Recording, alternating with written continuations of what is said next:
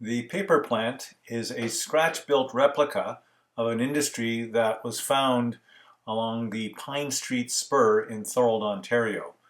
It is no longer in service, but many years ago I visited there and took lots of photographs.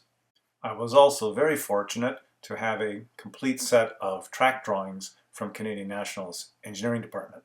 The prototype included an additional track that ran around this building that you see to the back where an additional loading dock was located.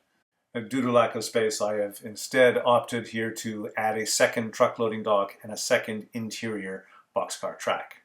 The inside tracks are used to receive recycled paper and to ship out finished goods. The two exterior tracks are used to receive shipments of various chemicals, including clays, chlorine, caustic soda, and the like.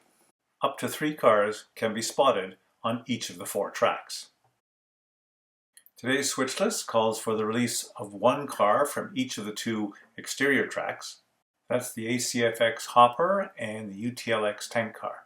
There is an AMMX tank car that will be staying behind and shoved further in to make room for 2 additional cars that will be arriving later in the day. None of the inbound recycled paper loads are empty yet and ready for release. However, all 3 of the outbound loads are ready to be picked up. There are also 2 CPI boxcars in the yard already on hold status that can be placed for loading.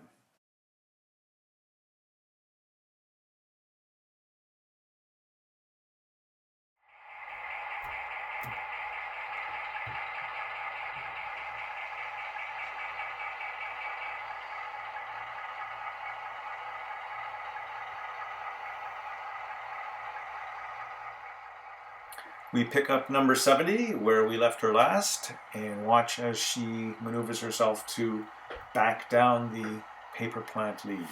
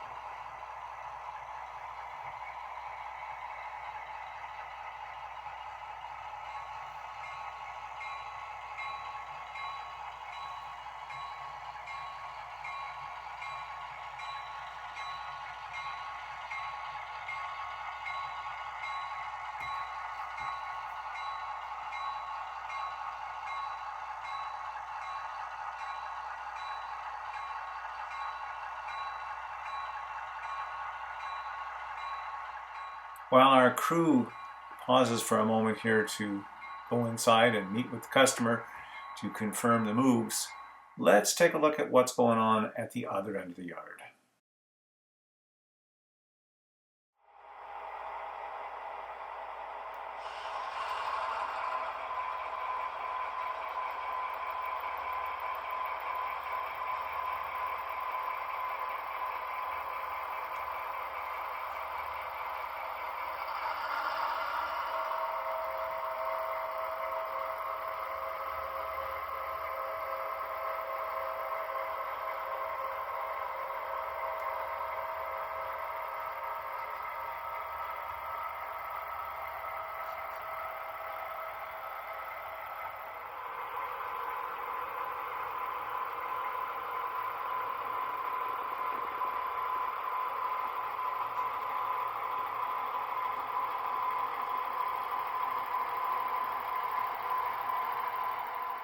While our crew on number 70 is busy pulling loads and empties out of the paper plant, our crew on the GP38-2s will be pulling out cars and setting them over for number 70 when she gets done.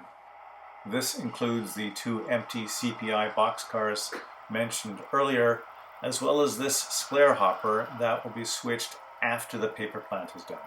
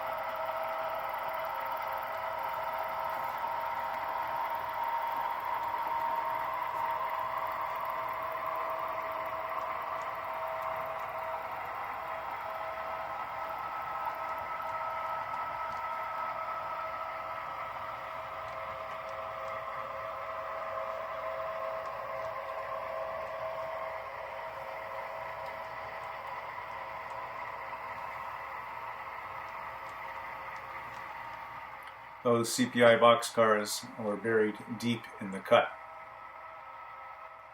The rail boxcar was a release from E-Zone that you may recall from an earlier video. So the crew is going to place it on top of the two gondolas that were released from the metal fabricator during our last video, and then collect all those cars and pull them down to the yard office to continue building out the transfer.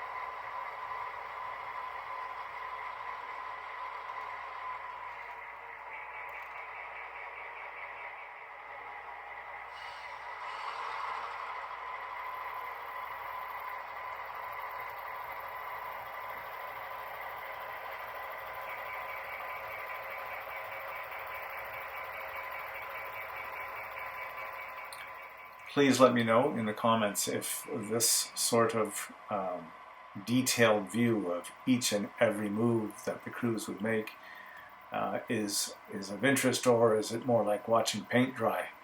I could always speed up some of the clips to move the story along a little faster. but I'd like to hear back from viewers.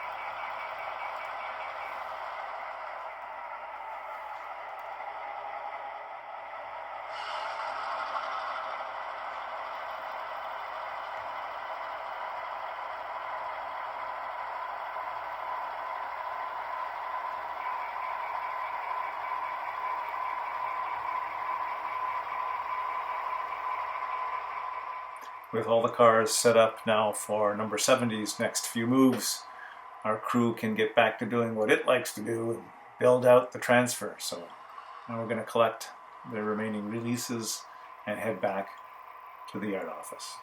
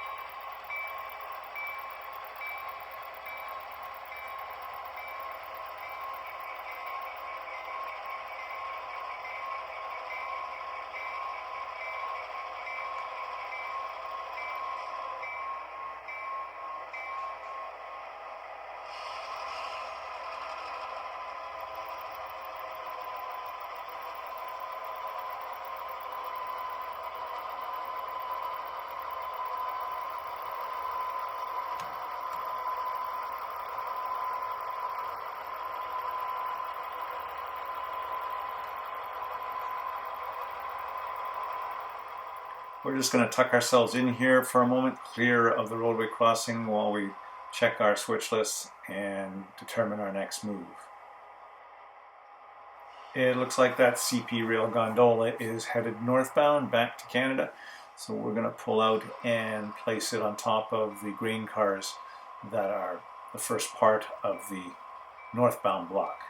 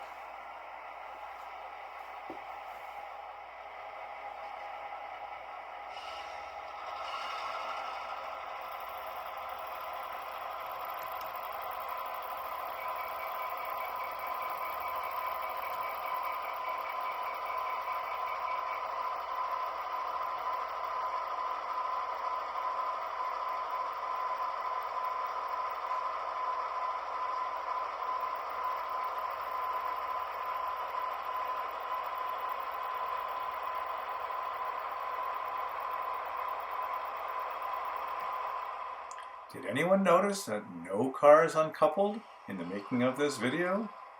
That's because the magnet is no longer interfering with operations. Check out the last chapter of this video where I show you step by step how I removed it.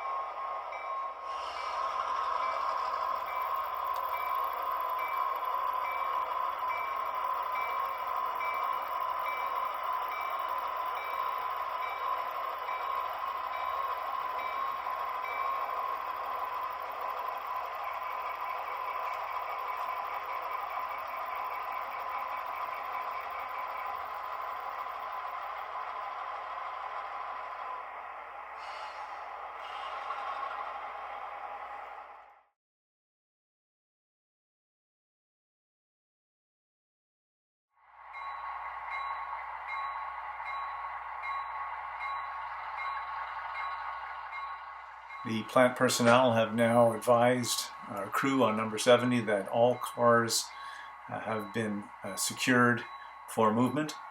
So they get on with the task of pulling the releases and making any respots requested.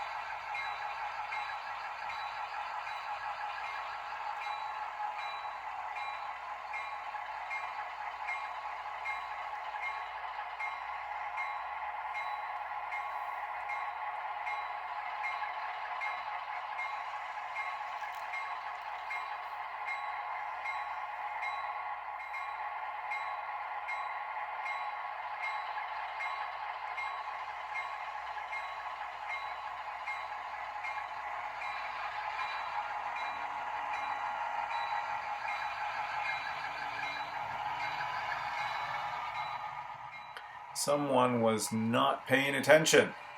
Those last two cars were supposed to be left clear of the road crossing so the K&T tank car could be respotted on track number 1. It's an easy fix, but don't tell the yardmaster.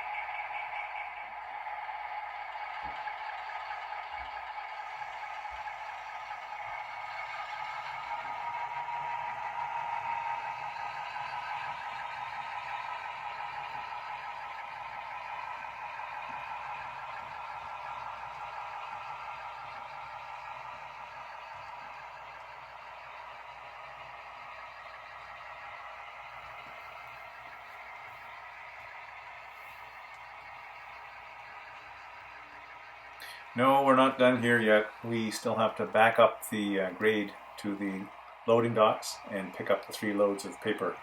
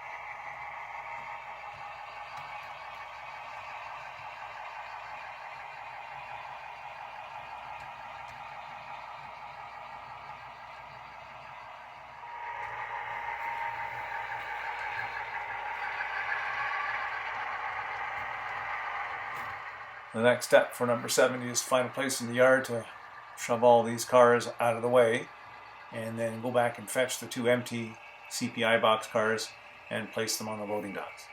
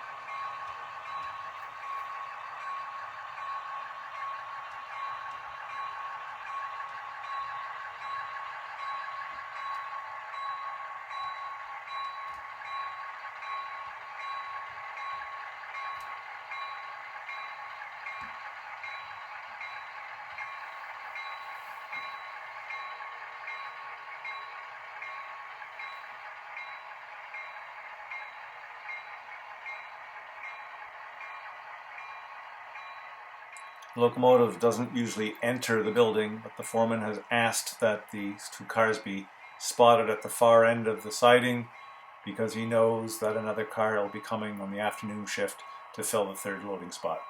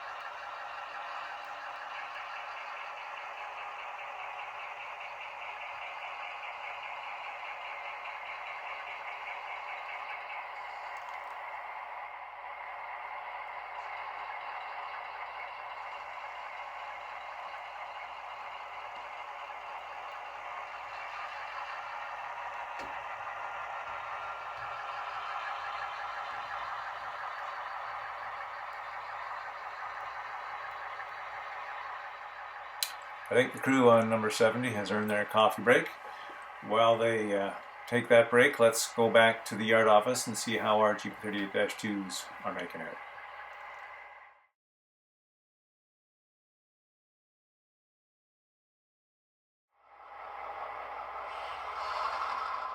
While we were busy watching number 70, the GP38-2s number 81 and 76 were busy sorting the eastbound and westbound releases to block them properly in the transfer.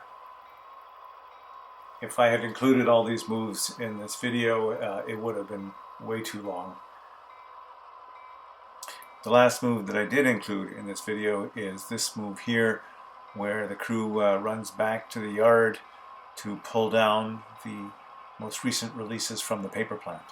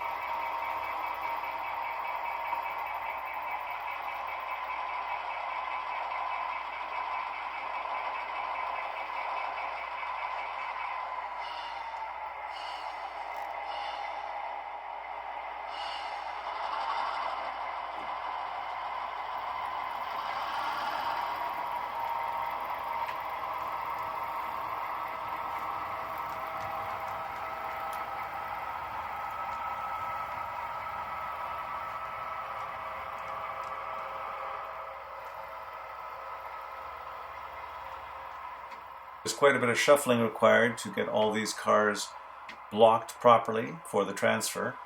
Let me know in the comments if you'd like to see that as part of the next video. That video will focus on switching the industries on the other side of the road, which is known as Zone G. How to remove a hidden magnet.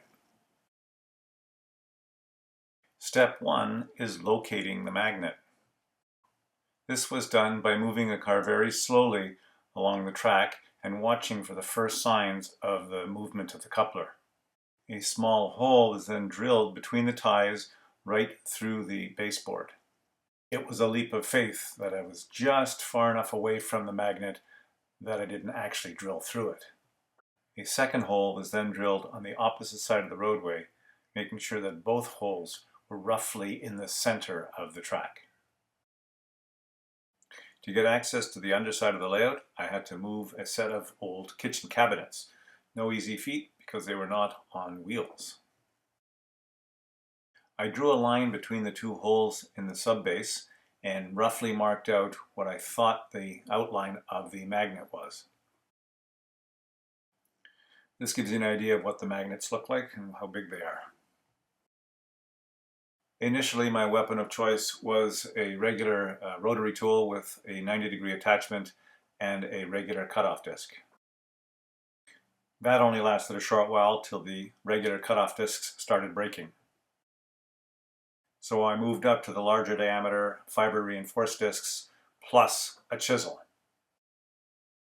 Layer by layer, I was slowly able to remove bits of the plywood, but eventually I got to the point where I couldn't go any deeper. The head of the rotary tool was bumping up against the plywood, not allowing the disc to go any deeper. Needless to say, throughout this project I was wearing safety goggles and a breathing mask. The sawdust was tumbling on my face and there was a real risk of shattered discs flying in my face. Even with these precautions, I had forgotten about the smell that's generated by a high-speed disc cutting through plywood. A fan appropriately placed near an open basement window quickly took care of that. To cut deeper into the plywood, I changed out the 90-degree head on the rotary tool for the flexible shaft, which has a much lower profile.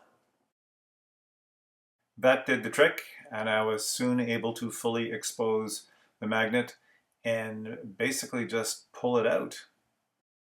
Fortunately, the magnet was located directly under a road where there was no ballast glue. Only a bit of drywall mud holding it in place. Damage to the roadbed and adjacent scenery was surprisingly minimal. Only a little bit of ballast touch-up was required.